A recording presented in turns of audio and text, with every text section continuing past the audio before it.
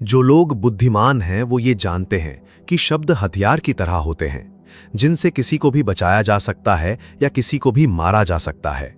अब आप सोच रहे होंगे कि शब्दों से किसी को मारा कैसे जा सकता है, तो जरा सोचिए।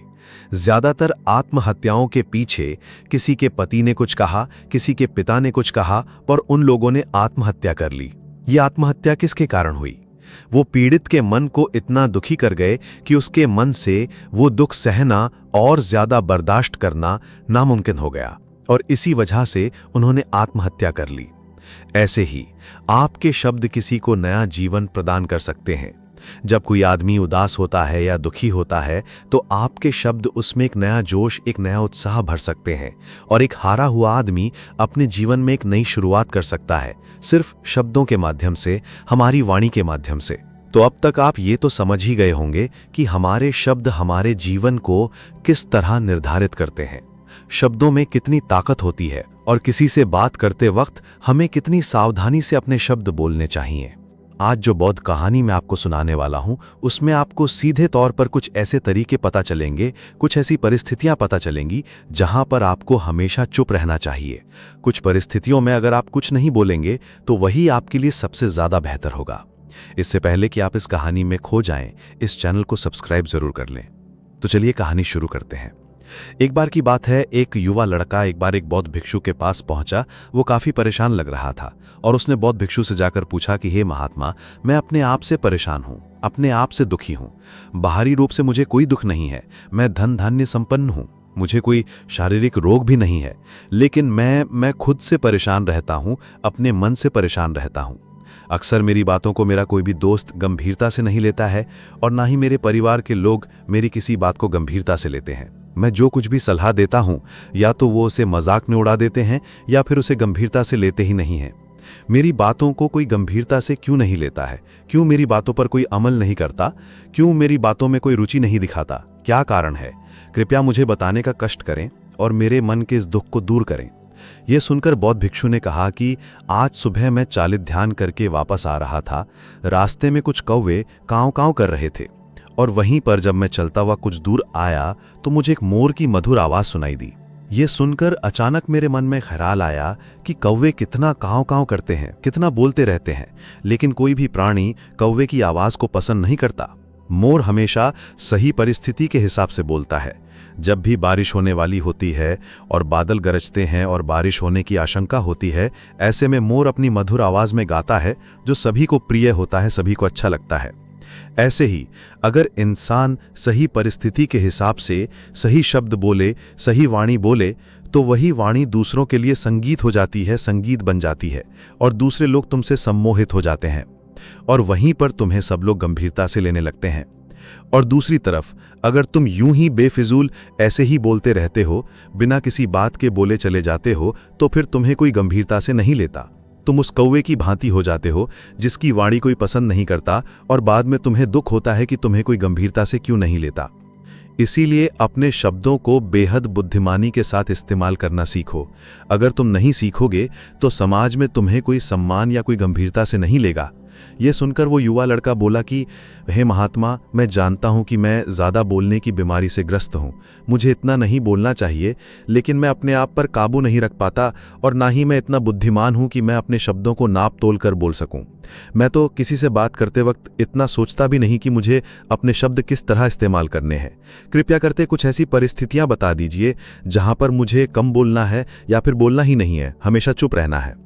अगर आप मेरा ऐसे मार्गदर्शन कर सकते हैं तो मेरा जीवन आसान हो जाएगा और मुझे ज्यादा दिमाग या अपनी बुद्धि लगाने की भी जरूरत नहीं पड़ेगी।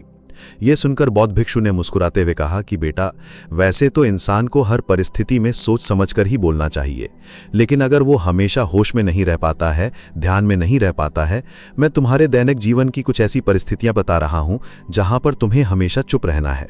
अगर तुम ऐसी जगहों पर कुछ बोलोगे तो तुम्हारा अपमान ही होगा या फिर तुम्हें कोई गंभीरता से नहीं लेगा। सबसे पहली जगह या यूं कहें ऐसी परिस्थिति जहां पर इंसान को हमेशा चुप रहना चाहिए, वो है जब किसी ऐसे विषय के बारे में बातचीत हो रही हो जिसके बारे में आपको कोई जानकारी ही नहीं है। तो ऐसी परिस्थिति में व्यर्थ में बीच में टांग अड़ाना, व्यर्थ का ज्ञान देना, आपको कुछ पता नहीं है लेकिन फिर भी आप अपना ज्ञान देने के लिए उत्सुक हैं, तो ऐसी जगह पर आपका अपमान ही होगा। जरा तुम खुद सोचो, जब कोई बीमार आदमी अपनी बीमारी के बारे में चर्चा कर रहा हो और आपको उस बीमारी के बारे में कोई भी ज्ञान नहीं है, लेकिन फिर भी आप व्यर्थ में बेकार में उसे ऐसी ऐसी औषधियां बता रहे हैं जिनका उसकी बीमारी से कोई तालमेल ही नहीं है, तो ऐसे में आप अपनी प्रतिष्ठा अपने हाथों से खो रहे होते हैं और आपको पता ही नहीं होता। ऐसी परिस्थिति में आदमी को हमेशा सुनना चाहिए। ध्यान से सुनना भी एक कला होती है।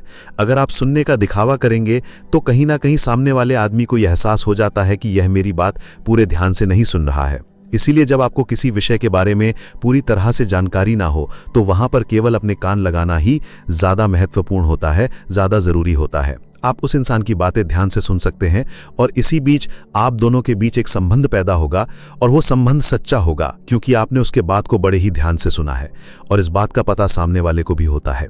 तो हम बिना कुछ बोले सिर्फ सुनने मात्र से किसी को अपना मित्र बना सकते हैं। इस बात को हमेशा ध्यान में रखना। दूसरी जगह जहां इंसान को हमेशा चुप रहना चाहिए वो है खाना खाते समय।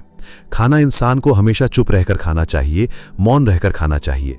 महात्मा बुद्ध और उनके भिक्षु हमेशा चुप रहकर भोजन करते हैं, शांत भाव से भोजन करते हैं, परिपूर्ण होकर भोजन करते हैं, पूरी तरह से करते हैं, एक एक टुकड़े का स्वाद लेकर भोजन करते हैं। और ऐसा भोजन जब आपके शरीर में पहुंचता है तो वो आपके अंग अंग तक ऊर्जा पहुंचाता है। अक्सर हम भोजन करते वक्त कुछ ना कुछ बोलते रहते हैं, कुछ ना कुछ सुनते रहते हैं, लेकिन मौन रहकर पूरा स्वाद लेकर उस भोजन को कभी नहीं करते। हम उस भोजन को करते वक्त आधे अधूरे ही रहते हैं और इसीलिए हमारा शरीर रोगों से ग्रस्त हो जाता है। जरा तुम खुद सोचो, बौद्ध भिक्षु हमेशा भिक्षा लेकर भोजन करता है और भिक्षा भी बिल्कुल मामूली सी, और वो भी एक वक्त का। तो एक वक्त भोजन करने के बाद भी वो इतने स्वस्थ रहते थे, इतने उत्साह, जोश और आनंद से भरे होते थे। और हम तो इतना खाना खाते हैं, इतनी सारी भोजन की सामग्री हमारे लिए उपलब्ध होती है, लेकिन हमारे शरीर में कोई ऊर्जा नहीं होती। इसका सबसे बड़ा कारण होता है कि हम अपना भोजन होश में नहीं करते हैं, परिपूर्ण होकर नहीं करते हैं, मौन रहकर नहीं करते हैं। इसीलिए अपना भोजन हमेशा मौन रहकर ही करो। तीसरी जगह जहां पर अगर आपने चुप रहना सीख लिया तो इसका मतलब यह है कि आपने अपने ऊपर विजय हासिल कर ली। जी हां, गुस्से में शांत रहना या चुप रहना इतना आसान नहीं होता है। अक्सर हम गुस्से से भरकर कुछ ऐसे शब्द या अपशब्द बोल जाते हैं जिसका पछतावा हमें हमेशा रहता है, लेकिन जुबान से निकला हुआ शब्द वापस नहीं हो सकता। उस शब्द को मिटाया भी नहीं जा सकता। अब वो जिंदगी भर हमारे दामन से जुड़ चुका है और वो गुस्से में बोला गया अपशब्द हमारे मन को समय समय पर बेचैन करता रहता है, दुखी करता रहता है। लेकिन गुस्से के वक्त चुप रहना सीखना भी एक बहुत बड़ी कला होती है।